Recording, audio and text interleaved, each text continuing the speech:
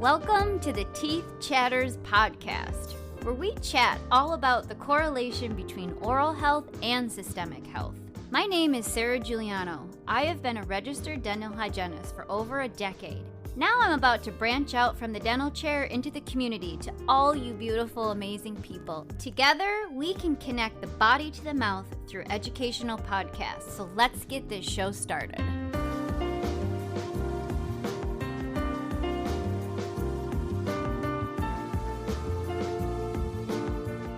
Hello, everybody. Thanks for joining us today on Teeth Chatters podcast. I recently did a podcast on rheumatoid arthritis, and there has been significant research done on both rheumatoid arthritis disease as well as Sjogren's disease. So today I want to focus more on Sjogren's disease.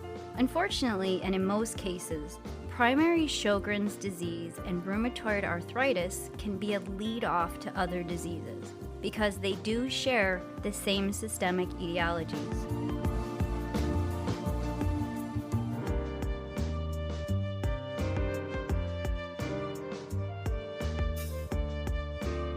So let's get started on this topic today.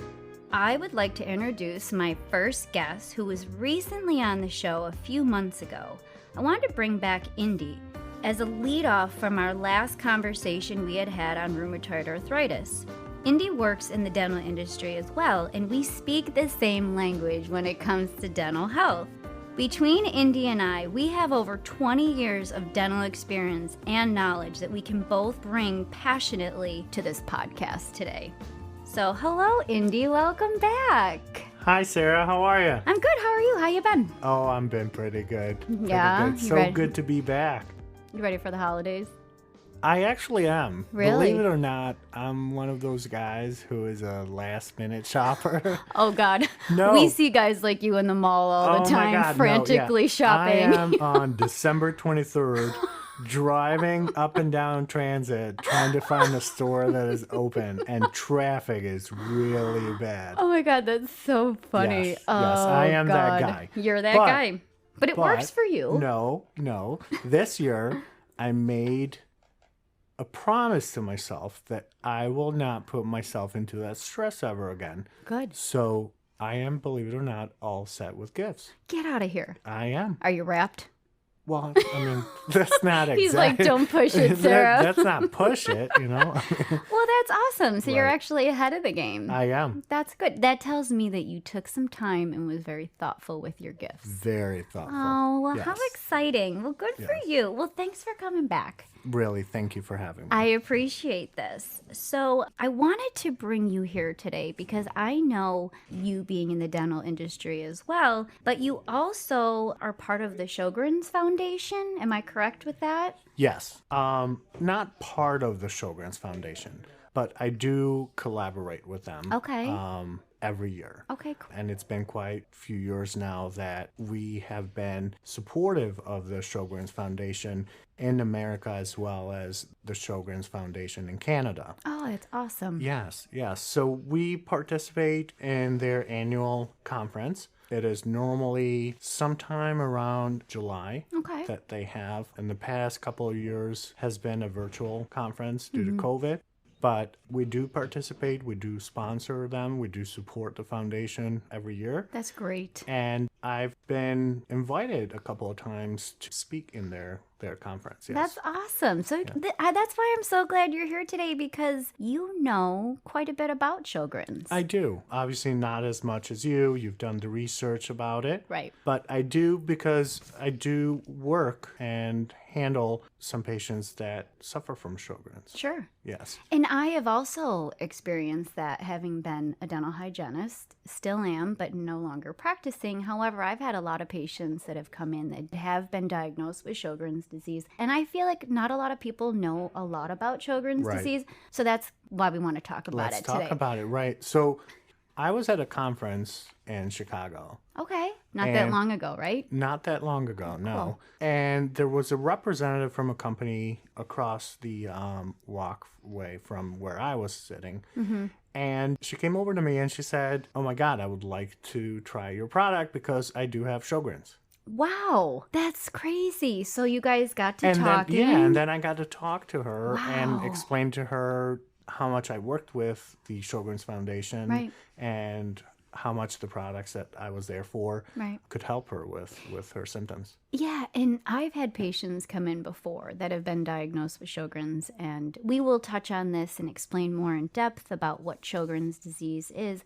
But unfortunately, there's no known cure for it. So it is something that Sjogren's sufferers have to live with. Right, right. And I feel like, especially us being in the dental field, knowing that Sjogren's does cause dry eyes, dry mouth, it is our part to learn more about Sjogren's disease. So when we do have patients that come in with this disease, we can help treat them properly. Right. So they can have some form of relief from the symptoms. Absolutely. So since we got to that topic there, have you had any patients? I know you mentioned you had some come into your office with Sjogren's disease, but let's talk more about it and let's dig into it. Okay. Yes, like I said, I've had a few patients. I've been a hygienist for over a decade, and I've had probably a good handful of patients that have been diagnosed with Sjogren's disease. I've had one patient come in one time, and she was really sweet, an older woman, and she always would bring in a bottle of water with her. So even, I'd have to take breaks from cleaning because she'd say, I just need a sip of water. Right. My mouth is just so dry. And I feel awful for my patients. So, like I said, I want to bring awareness to Sjogren's disease, and that's what we're going to talk about today. Okay. So let's get into it then. Sure. What really is Sjogren's disease? And is that common in men at all? It can be common in men, but it's definitely more prevalent in women. So Sjogren's is most common among middle-aged women ranging from 30 to 45 years of age. And it has a female to male ratio from 9-to-1. Wow. So obviously that means it's mostly in women, not men. Right. Sjogren's is also an immune-mediated inflammatory disease. That's a big word again. Here we go. You're putting these big words into But what is it? What's an immune-mediated inflammatory disease? So immune-mediated inflammatory diseases are basically, they're under one category. And Sjogren's happens to fall under that category. So it's defined as a group of conditions or diseases that lack a definitive etiology, which means they don't know the exact cause. Okay. They share common characteristic inflammatory pathways that lead to inflammation. It can be a result from or be triggered by a dysregulation of the normal immune response. So this means that Sjogren's, as well as other immune-mediated inflammatory diseases, are autoimmune, which means that the body is attacking itself. Right. That's what that means. Okay. Primary Sjogren's disease is a chronic rheumatic inflammatory mediated disease.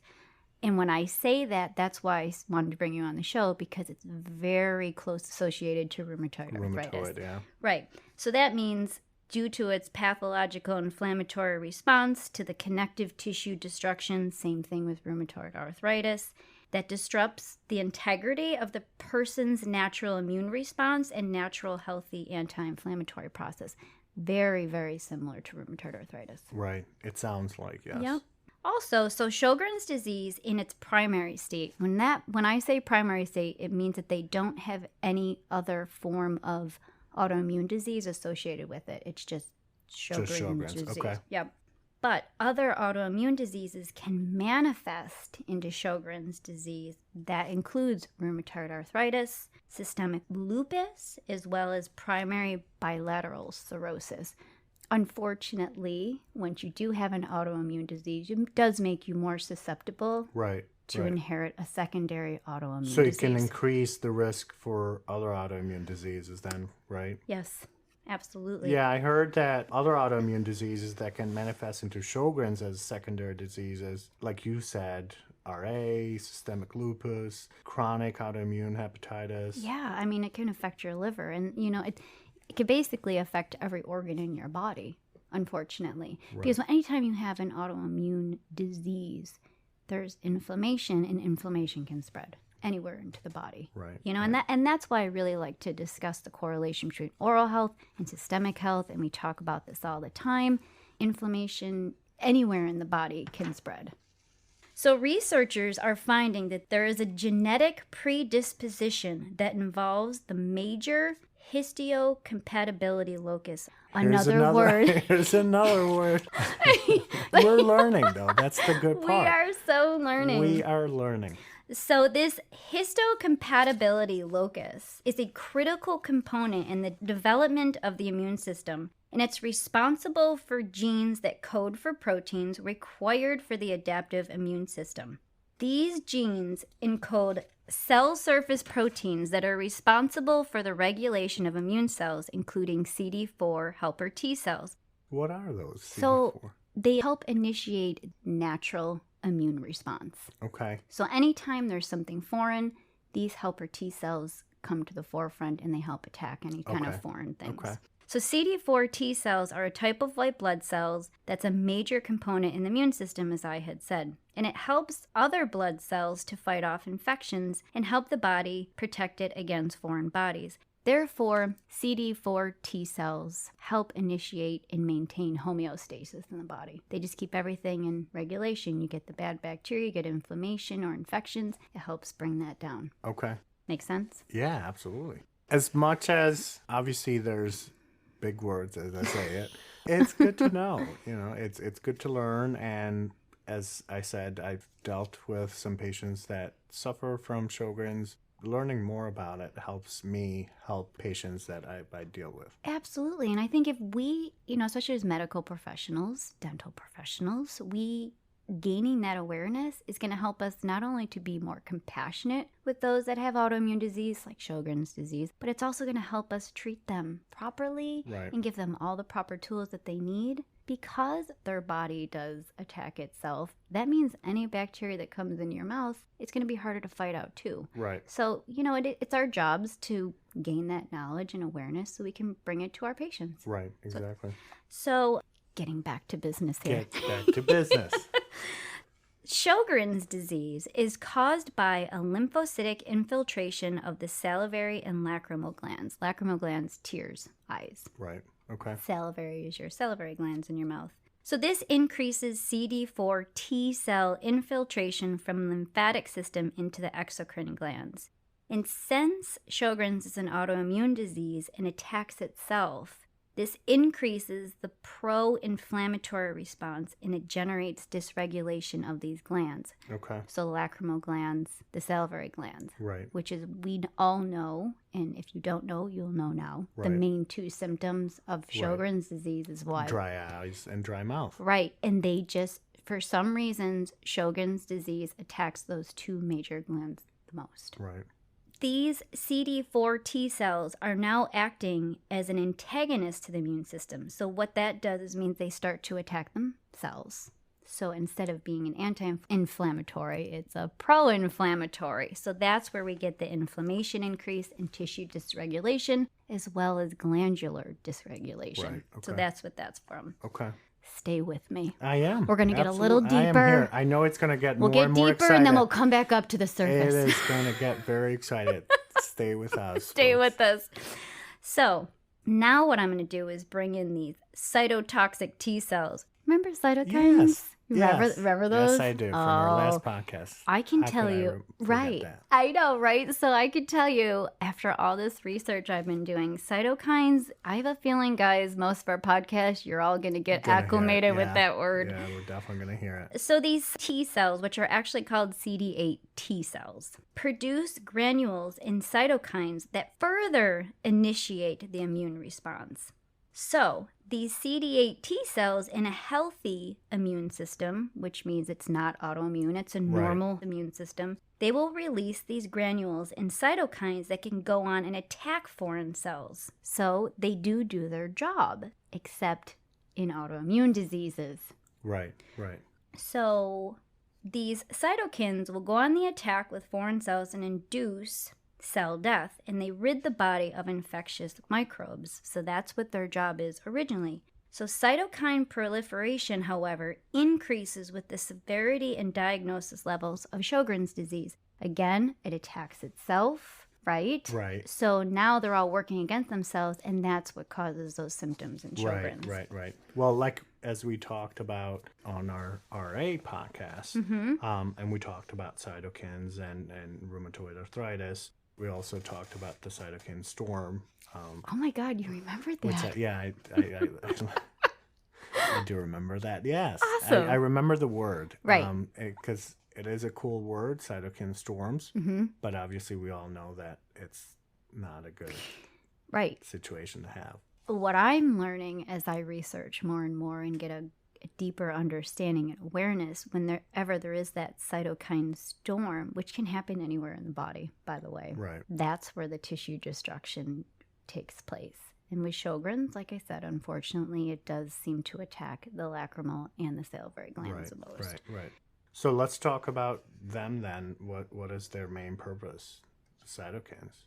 So cytokines. That's okay. We got our own little accent going on with cytokines, cytokines. I know. It's difficult. I understand. For those who don't know, I'm originally Albanian. So English is my second language. And I'm originally from the States, and I still don't pronounce it correctly. Okay, back to business. Back to business. So I'm sorry, what did you ask me? No, I was trying to. Cytokines.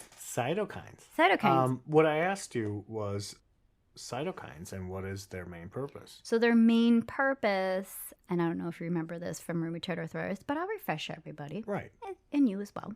So cytokines normally, and let's say a foreign microorganism comes in, cytokines actually rush to that site and help attack those foreign bodies. Right. But unfortunately, like I said, we'll say this over and over, with Sjogren's, they just attack themselves. Right. And that's the unfortunate part. So we talked about dry mouth, we talked about dry eyes, we talked about the correlation between them and the Sjogren disease, but let's get into a little bit deeper with them. So where do the symptoms come into Sjogren? So with dry eyes, like I said, that's a dysfunction of the lacrimal glands. So it makes it hard for Sjogren's sufferers to see, to blink, wash out, and that means foreign bodies are going to stick to their eyes. They don't have as much mucus and moisture, so foreign bacteria is going to stick to there too. So they get feelings of burning or sandy eyes, sometimes blurred vision, and they may actually be photosensitive, which is they're sensitive to light. So that seems to be one of the bigger symptoms of that. Dry mouth, that again is the attack of the salivary glands. So it makes the oral cavity harder to protect against foreign microorganisms as well. That means you'll have an increased plaque accumulation and decay rate, as well as increase the inflammatory process, which will increase your risk for gingivitis, periodontal disease. Right. So when suffering from Sjogren's, glandular salivary dysfunction will take place. So the salivary glands will release and secrete those cytokines, got the cytokine storms, and what that does is it disrupts the acinar cells. Okay. Here's another word, folks. He's got his phone out, everybody. He may as well just keep it out. No, I actually don't need a phone. You know why? Why? Because you are here. You're awesome. Thanks. Yeah. I appreciate that. Sarah, let's talk about acinar cells then. What are those? So acinar cells, basically, just to sum it up, they produce serous and mucus in the mouth. Okay. So when there's salivary glandular dysfunction, those acinar cells are not able to function properly, and that's why you lose all that moisture in your mouth. That's where dry mouth comes from. So the acinar cell production will decrease, therefore the salivary flow will decrease as well. Right. I know that when you have a decrease in salivary production, then you definitely have dry mouth. Yes, and I have had patients come in. I had one patient come in one time, and it just about broke my heart. She said, I can barely swallow food when I eat because my mouth is so dry from Sjogren's. Yeah. And I'm sure you've heard stories as well. Oh, I've heard so many stories where I know. They're just losing weight. I know. And I know some people love losing weight, but not in a healthy way. Yeah, not in this way. Right. And I know a lot of people do this as well, which I don't advocate for this, but they'll put like extra butter or extra oils or, mayonnaise and things like that on their food just to get some kind of relief when they're swallowing and chewing, which I understand why. But you also have to think of the health Right, too. exactly. No, I definitely understand. So we were talking about the decrease in salivary production and how you have dry mouth with that. But I also heard that people who have Sjogren's disease can lose their taste and smell. Yes, you can lose your taste and smell. And that's weird. It is weird. And I had done a podcast prior to this one on COVID. Okay. Right. And what I had learned from my knowledge that I have gained is that your salivary glands, so your taste glands, your salivary glands, and your olfactory glands, which are your sense of smell, usually if one is altered, a lot of times the other one will be altered because they carry the exact same like neurological signaling from the brain. So that's usually why that will go hand in hand.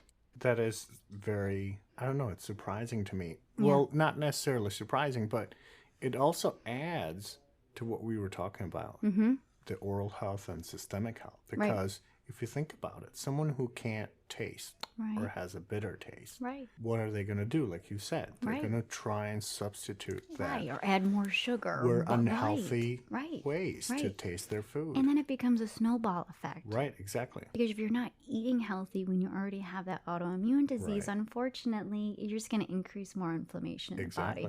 We will actually touch a little bit on like a really healthy diet for Sjogren's. We are. Yeah, so we'll get to that. That's why you're here. I am. So anyways, so getting back to where we were.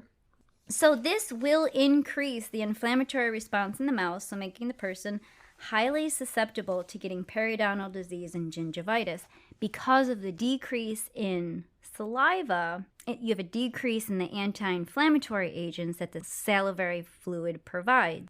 So, I want to address periodontal disease a bit and explain the relevance between oral disease, such as periodontal disease, and how closely it is aligned to Sjogren's. Right. And it's just not Sjogren's, because we were talking RA also. Rheumatoid arthritis, right. There's a connection between periodontal disease and rheumatoid arthritis. Yes, absolutely. And Sjogren's now there's a correlation there between periodontal disease and Sjogren's disease. Yes, absolutely it does. Especially Sjogren's even more so than rheumatoid arthritis because remember, Sjogren's, one of the main symptoms is dry mouth. So you tack that on top of already having an autoimmune disease, that's just compiling your risks for having periodontal disease. Right. Usually, too, I want to add this, they're bilateral, bidirectional, meaning like if you have Sjogren's disease, more than likely you're going to have periodontal disease. And one, like if your periodontal disease is not maintained properly, your Sjogren's disease will also become more severe. Yes. Yeah. Thank you. So that's why I'm here. That is why you're here. I'm like. So the other thing I wanted to address is, yes, you can lose your sense of taste and smell. In severe cases of Sjogren's disease, it has been known that calcification of the salivary gland ducts create calculi crystals, which are salivary stones. They say that can be extremely painful. Oh my God, I've seen some videos on the internet, and I don't know, I get into... I research oral... this is what we're doing. Diseases, and all of a sudden these pictures come up, and it is painful. Very painful. Yes. Very painful. And, I've heard people say that kidney stones are painful as well. So imagine having that same kind of pain in your mouth. You're not going to want to eat. Oh, no. Oh, my gosh. And like I said, that's from severe salivary gland dysfunction. So it's more of a severe case of Sjogren's disease. You can also get parotid glands inflammation, so they can swell and cause tenderness to the parotid gland areas. Your parotid glands are up inside your cheeks on either side. Okay. And they're major salivary glands as well, and unfortunately, they can also be impacted. So you get a lot of discomfort in your mouth from Sjogren's disease. It sounds like, yeah. Yeah. Sjogren's disease can increase the risk for secondary inflammation. Do you know what secondary inflammation is? Yes, I do. Okay. Shoot, go ahead. It's secondary inflammation is extragranular involvement. Right. You go. I have Google. No. I'm joking. I knew that. Okay, cool. So in addition to exocrine gland dysregulation in the body, that's extraglandular dysregulation. So anywhere you have glands in the body, you're going to have dysregulation, especially with Sjogren's disease. Right. So this can cause overactive T-cell proliferation, and it can increase the release of those cytokines, which results in atrophy of the glands and dysregulation. Atrophy meaning shrinking, death, okay? I know it sounds dark. I'm sorry. That sounds very I'm dark. sorry. Shrinking death. So, decreased production of secretions and mucus. So basically, not only those extraglandulars also are going to be dysregulated, so you are going to have a decrease in secretions and mucus anywhere that those glands are. Okay. So this is due to lymphatic infiltration into the gland area and spreading inflammation systemically via tissue migration and blood serum. Inflammatory tissue migration to other vital organs and glands will increase connective tissue inflammation to the joints, ligaments, and muscles, causing rheumatic pain. This is why symptoms of rheumatoid arthritis and Sjogren's disease are so closely related. Right. Because you think, you're like, oh, I have all this joint pain. It's got to be rheumatoid arthritis. Not necessarily. Right. You know, because it could be Sjogren's. It could be Sjogren's. Or it could be both. It could be both, exactly. Right. So, increased systemic inflammation may lead to swallowing difficulties, generalized swollen lymph nodes, dry, itchy skin and hair, skin rashes, chronic cough, hoarse or dry throat, dry nasal passages, numbness and tingling in your hands and feet because the inflammation can actually affect your nerve endings. Increased fatigue and tiredness, kidney issues, lung issues, blood issues. It may also affect the central nervous system and cause spinal inflammation. It can also affect inflammation of your optic nerve and cause pressure behind your eyes. And in rare and severe cases, Sjogren's can actually develop into non-Hodgkin's lymphoma. Wow. Yeah. It's serious. Sjogren's disease is very serious. Wow. And I love that you are part of the Sjogren's Foundation, and I love that they are increasing awareness on this because there is no known cure. But we need to get that out there because this is very systemically. Yes. It is unbelievable. Yeah. And for the ones who are listening, and if you do suffer from Sjogren's, please reach out to the Sjogren's Foundation. They are over 300 members. Wow. That are part of it. Yes. That's great. That's great. Not 300, I'm sorry. 3,000. I was going to say. Because 300, I'm like, wait a minute, 300, it's a very low number, but there are over 3,000. That's great. Yeah, and I think especially if you have a family member that has Sjogren's, get on board. Right. Be part of it. Right. Because and they do a lot for the community. Sure. They really do a lot, and I'm proud to be supporting them and be part of their organization. I love that. Yeah. That's great.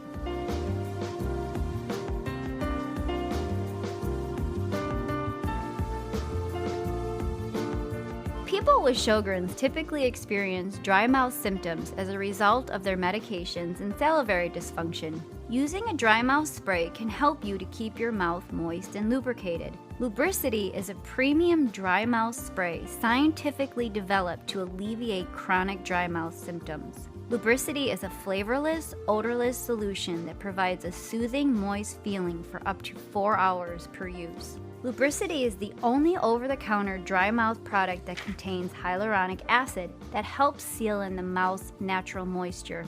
Lubricity Dry Mouth Spray is a proud supporter of the Sjogren's Foundation, who will educate and support those living with Sjogren's disease. If you're interested in trying Lubricity Dry Mouth Spray, use code SP30 to get 30% off your order today at lubricityinnovations.com. That is SP30 at lubricityinnovations.com, and you can find that link at the description at the bottom of the podcast.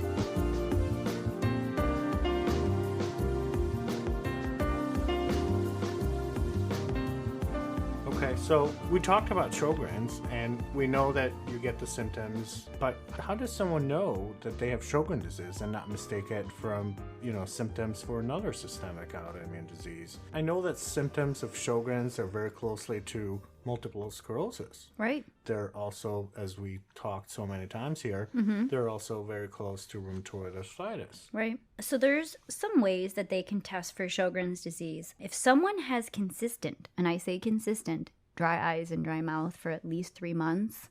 Okay. That is a huge indication that you have Sjogren's disease. Okay. They do have specific salivary biopsy testing of the lip. And what they do is they confirm lymphocytic infiltration of those CD4 T cells and those CD8 T cells that will result in accurate diagnostic testing. So if you have a high infiltration of them in the lip area, that's an indication. Blood antibody testing. So a blood test, they can identify the CD4 T cell counts in that.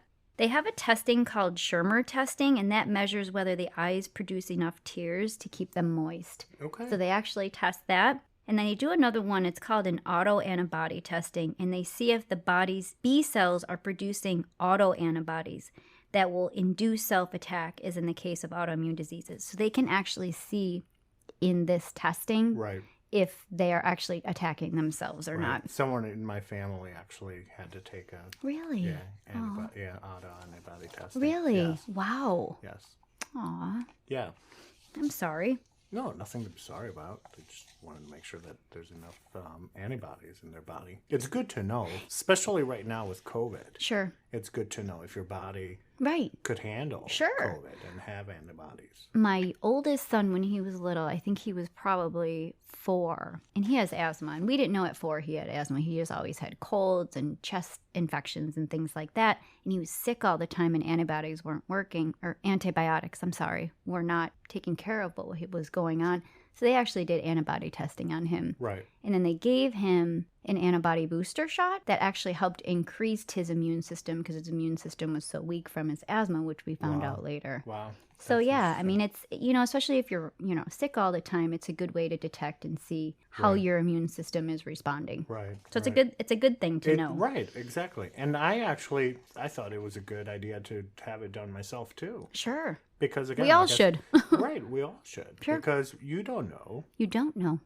You have no idea. Right. You wouldn't have any idea. And it's especially, again, now with COVID. You do want to know if your body is healthy enough to handle COVID. Right. Absolutely. And, there's a lot of things, like I say, we as human beings tend to overlook just how our body takes care of itself. We take it for granted. Right. We don't think about that all the time. Right. Which is probably a good thing because we don't want to focus on worrying and stressing out about it all the time. And start Googling everything. Right, exactly. And then you you're drive yourself crazy, right. And then you think you have all the diseases that are exactly. in the world. Yes. Right. And it's amazing what you can do when you start researching something to your brain. Right. But it is good to know. You got to be self-aware. Right. Absolutely. So we talked about periodontal disease, but how can Sjogren's affect your mouth and increase oral disease then? Big time. So Sjogren's disease can significantly increase your risk for oral health diseases, especially periodontal disease. Dry mouth is a cardinal symptom of Sjogren's disease, and it's most common in patients with periodontal disease as well. Several studies have investigated the incidence of periodontal disease in patients with Sjogren's disease. Patients with Sjogren's disease have a significantly higher risk for periodontal disease. And the risk, like I mentioned before, may be bidirectional. So if one's not managed, the other one won't be either. So remember, one body, one system, mouth and body are one. Several factors may contribute to the increased correlation. First, foremost, your oral hygiene. Unfortunately, dry mouth will increase the risk of microorganisms. So with patients with Sjogren's, destruction of the salivary glands, it results in dry mouth, which increases that bacterial count in your mouth, which increases your risk for periodontal disease, that bacteria. Yeah. You should see your dentist as well as your physician if you have consistent dry mouth symptoms for over 3 months, as this may be a sign you definitely could have Sjogren's disease. Chronic autoimmune diseases can decrease the immune system's response to fight off foreign microbes that enter the body, as well as self-attack their healthy immune cells. This can increase the inflammatory response in the mouth as well, especially with Sjogren's disease. This very specific autoimmune disease directly disrupts the salivary gland production in the mouth, and healthy salivary flow is essential for the prevention of oral health diseases. Why is that? Because dry mouth will increase the inflammatory response in the mouth. The inflammation will dysregulate all the normal healthy microbiota and make the mouth more susceptible to foreign microbes and release toxins. These toxins are responsible for the destruction of the periodontium, which is the connective tissue, the ligaments, the bone, and the teeth. That's periodontal disease. Right. Very similar. Yeah. I remember when we talked about periodontal disease at our last discussion, the periodontium is made up of all the components that support all the teeth in the mouth. Yeah. It's crazy how Sjogrens can create inflammation in the mouth as well as everywhere else. So what are some ways that we can help someone suffering from Sjogren's disease that they can improve their oral health? So first and foremost, oral health tips is going to be huge. So definitely having good oral hygiene. That includes brushing your teeth, flossing daily. Definitely you're going to have to use a fluoridated toothpaste because that fluoride, again, without having a good salivary flow, you're not getting as much as that fluoride as your body needs, your mouth needs for that strength. So you definitely want to use fluoridated products. Right. So fluoride will also decrease the risk for cavities, and it will help maintain the pH in your mouth because without a strong salivary flow, your pH is off and it makes you more susceptible to cavities. Right. I would choose dry mouth toothpaste that don't contain sodium lauryl sulfate. Sodium lauryl sulfate can be very irritating to the mouth, especially if you have a dry mouth. Right. And working closely with the Sjogrens Foundation, I've learned that a lot of individuals that suffer from Sjogren's disease, they have the tendency not to like strong peppermint flavors, spearmint flavors, because it burns their mouth. Right.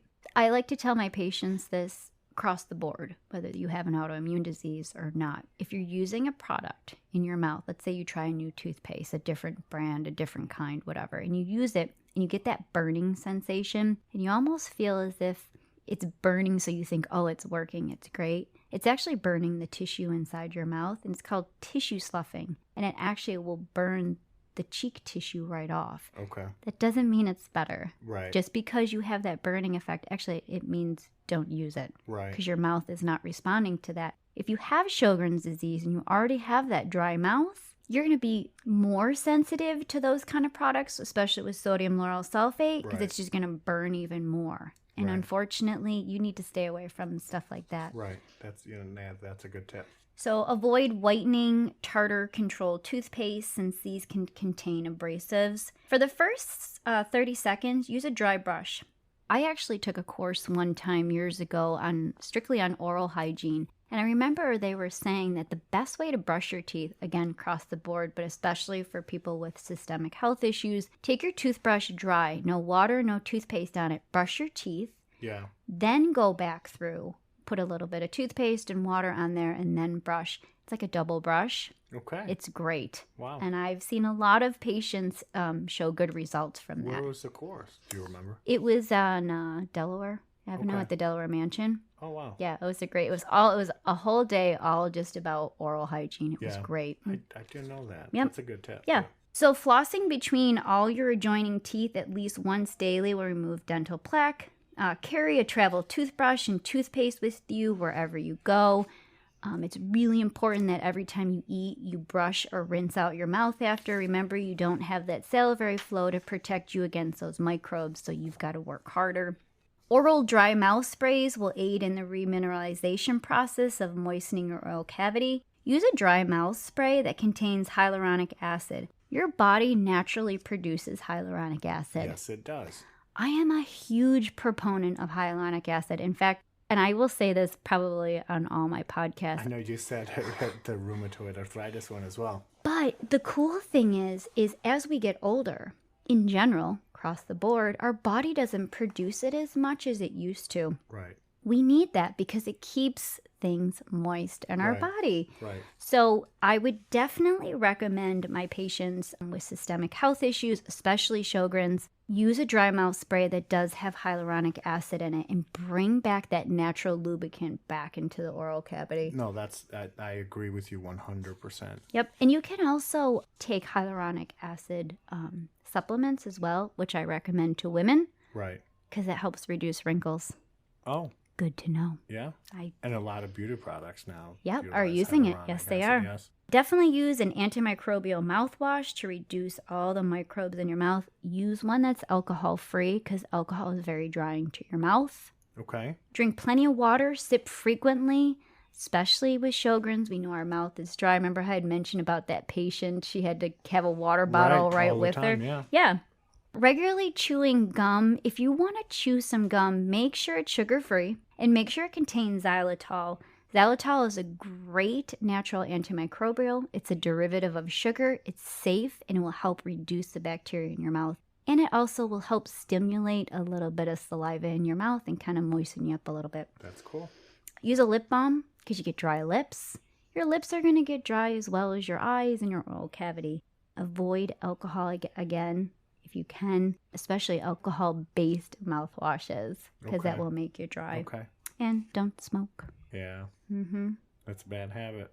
Bad habit because it will actually make your mouth more dry too. Well, don't vape too. Don't, of course. We got to throw that in there now. Right. Because a lot of people vape. Yeah, I'm definitely going to do a podcast on vaping. On vaping. Yeah. That's not a bad idea. I think I'm going to. Especially with younger kids. I see a lot of young kids vaping. And it causes dry mouth, too. It does cause dry mouth. Yeah. It does cause dry mouth. And definitely have a dental checkup every 6 months. Stay on top of things with Sjogrens. And if, you get your teeth clean, it's going to reduce that bad bacteria in your mouth. It's going to help keep everything healthier. We need to avoid medication that cause dry mouth.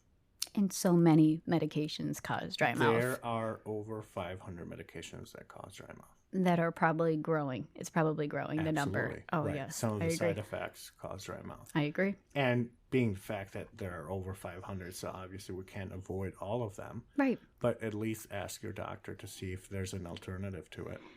Absolutely. And every time you go to the dentist and they ask you if you have any medical changes or medication changes, tell them. Right. Because we as professionals, medical dental professionals, need to know. And that way we can help give you all the tools and the tips that you're going to need, knowing that medications cause dry mouth. Right. Especially in conjunction with Sjogrens. Not only do you have Sjogrens disease, which already affects your salivary glands, more than likely you're on medications. Right. So that's going to do a decrease in that as well. Exactly. So, and on top of it, you already have dry mouth. Right, exactly. So, really, really, you've got to be on par with your home care. Right. The one thing that I also want to recommend too, which I think is great, is using, talk to your dentist about a prescription strength fluoride gel that you could possibly use at night in trays. I know that really will help with Sjogren's disease patients as well. And it'll just kind of help give them that little boost at night while they're sleeping. And it's basically like giving a little mini fluoride treatment throughout the night. Yeah. Well, I know that my dentist actually does a fluoride treatment. Does he? Every time, my hygienist. Every time I go to the dentist, they do a fluoride treatment. Well, it's additional pay, but I mean, it's worth it. I agree that it is worth it. And, I always tell people it's like vitamins for your teeth. Why not do it every 6 months? But again, with Sjogren's disease sufferers, they have chronic dry mouth. They have a chronic issue. Why not give them that daily extra dose? Right. And I think that's really important to do that. Sense. Yep.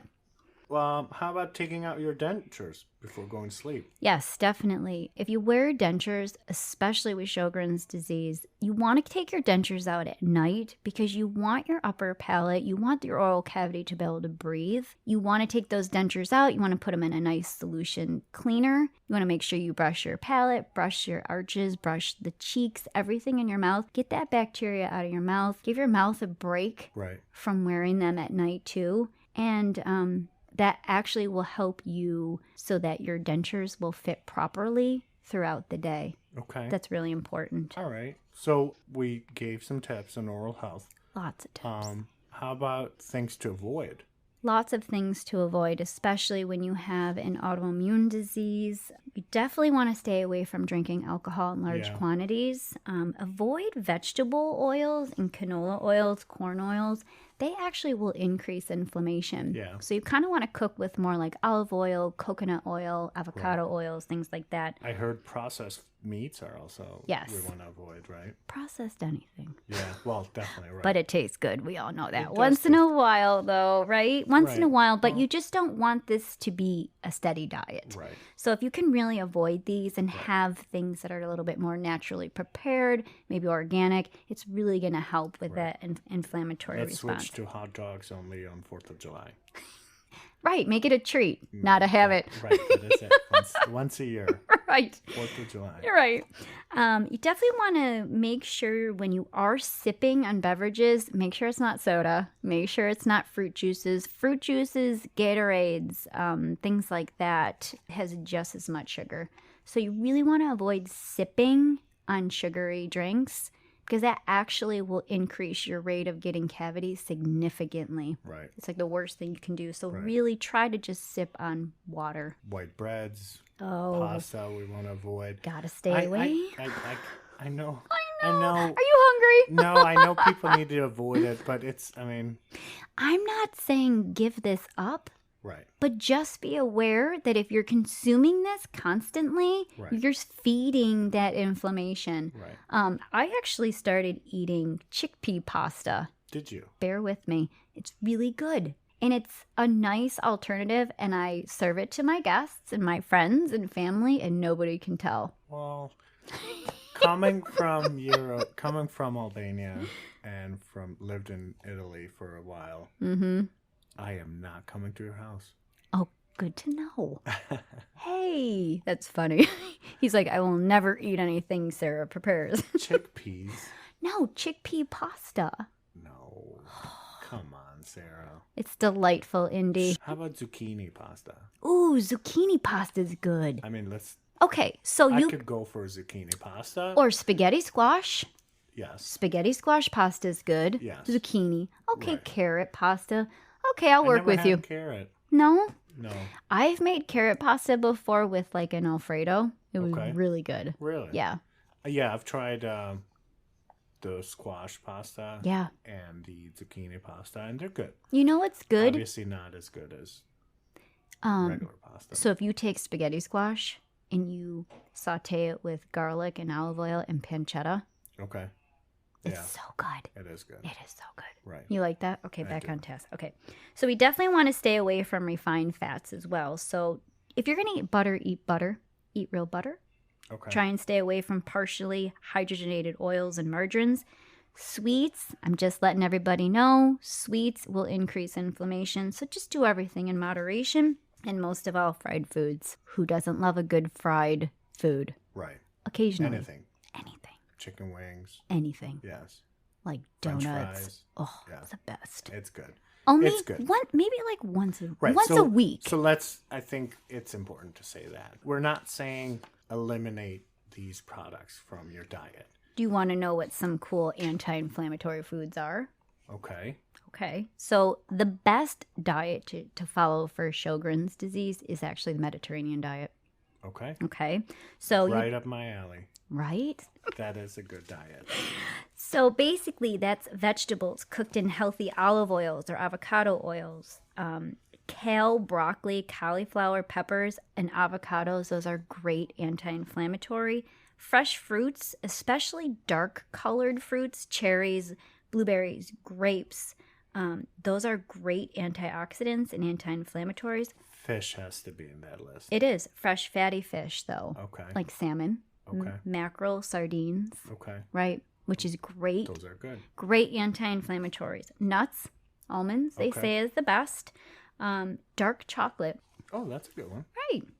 Cinnamon. Cinnamon is good for you. I'm going to say this. Red wine. Oh. In moderation, though. Right. They say the doctors say 1 glass. Right. Yeah. 8 ounces. Right. Sometimes we have 2 of those 8 ounces. Well, it's cheat day. It is cheat day. So red wine actually is great anti-inflammatory. Mushrooms are as well. Green tea is a great anti-inflammatory as well. Okay. Another one I want to include in there is turmeric. If you can incorporate turmeric into your diet, is a great anti-inflammatory, and they do recommend turmeric for people who do have Sjogren's disease, rheumatoid arthritis, osteoarthritis, any kind of inflammatory disease. Turmeric is great to incorporate. That's an ingredient that lately has come into surface. Yeah. Yes. You cook I with would it? say probably in the last couple of years, I've heard about turmeric being good for your health. It is. Do you ever cook with it? I have not, no. I don't even know what it looks like. So I run a lot. So I will share this. I run a lot. I've been running for over 30 years. I love to run. It's something I plan on doing forever. I know, though, it's wear and tear in your body. So what I have started doing is taking turmeric, ginger, lemon juice, and cayenne and making water every day. Yeah. And they say it's a great anti-inflammatory and antioxidant way to get that into your body is through drinking it as well. So I've been doing that every day for the last couple months, and I feel great. Good. Yeah. That's great. So it's good. So there's all these great things that we can do for our systemic health. Researchers have done several studies on the anti-inflammatory benefits of daily exercise. Okay? I know when you're in pain and you don't feel good or you're achy, that's actually the best time for you to get up and move. And researchers indicate that less inflammation in those who exercise routinely. Right. Think about that. Yeah. That's huge. That is huge. Yep. And when you're feeling sick, yes, you want to move a little bit. Yep. Yes, you should, because I've had doctors tell me, even if you had the flu, they say, even if you just get up and walk around, right, you're getting your immune system going. Right. And that way you're increasing those white blood cells, red blood cells, and getting everything moving. Exactly. That's huge. No, I agree, yes. So according to the Journal of Applied Psychology, during exercise, interleukin-6 is produced by muscle fibers. I want to throw this in here. That's the tumor necrosis factor. It's an independent pathway. Recently, interleukin-6 was introduced as the first myokine, defined as a cytokine that's produced and released by contracting your muscles, exerting its effects in other organs of the body. Researchers suggest that myokines may be involved in mediating the health beneficial effects of exercise that can be involved in the protection against chronic disease and low-grade inflammation. Wow. There you have it. It is said right there. Wow. I never realized how important it truly is to exercise and eat right. Yep. So, Indy, I don't know about you, but I feel like we've covered a lot today. We talked about Sjogren's. We talked about periodontal disease. We talked about oral health. We talked about exercise. We talked about diet. Right. Is there any foods to avoid? Right. What foods to eat? Is there anything you feel like you want to add here? I really think, Sarah, we covered everything. And then some. And then some, yes. And we had fun. And we had some fun with it, yes. I know, right? And always, if there's more things that we need to cover, we might have a second part of this podcast. We have so much fun. Why not? We do have fun. So to learn more on Sjogren's, please go to the Sjogren's Foundation, and we will attach the link to the Sjogren's Foundation website at the bottom of the podcast if you have any further questions or any in-depth questions that you may have about Sjogren's disease. Please, listeners, show compassion and support for anyone suffering with an autoimmune disease. Just being a friend and good listener can make all the difference to someone.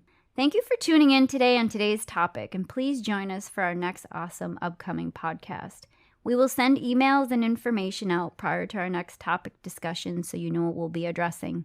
Please like and subscribe and join me on this journey to get the knowledge out on oral and systemic health. Thank you for having me, Sarah. Thanks for coming on again. It was such a pleasure. I know, it was a lot of fun, and I'm hoping that you come on again. And I love that you're a part of the Sjogren's Foundation and that you support that. I think that that's great. And you know what? I think after this, I'm also going to be a part of it as well. Well, thank you. I appreciate it. Thank you for having me. Thank you. Have a good weekend. You too.